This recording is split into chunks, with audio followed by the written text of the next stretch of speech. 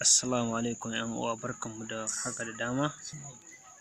Wannan bidiyo gashi kamar yadda kuke gani, za mu maida WhatsApp ɗin mu ya koma kamar Instagram. Kowa ya san Instagram yadda yake, shi da WhatsApp ba ɗaya bane, amma yau za mu maida WhatsApp ya koma kamar yadda kuke gani a Instagram. Sai ku biyo mu cikin bidiyo. Alhamdulillah, kamar yadda nace dai gashi kuna gani, wannan shine WhatsApp ɗin mu. Sai ka shiga cikin shi kamar haka. Gashi zai buɗe maka fuska.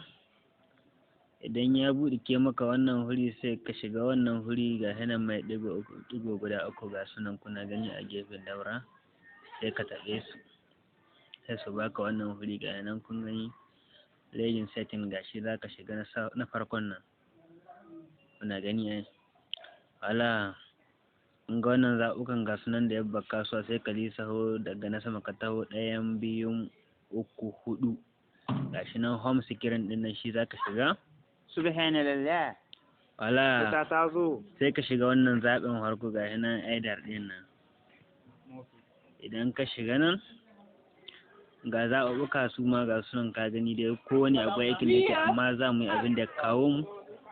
Gashi nan sai ka shiga ga nan enable Instagram late story. Gashi nan ka gani wannan na ukun ɗin, sai ka taɓe shi kamar haka.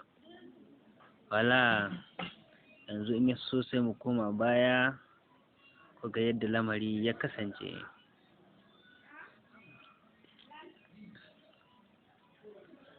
Kun gani a da muka zo ai ba haka yake ba, gashi yanzu kun ga yadda ya koma kamar yadda Instagram yake.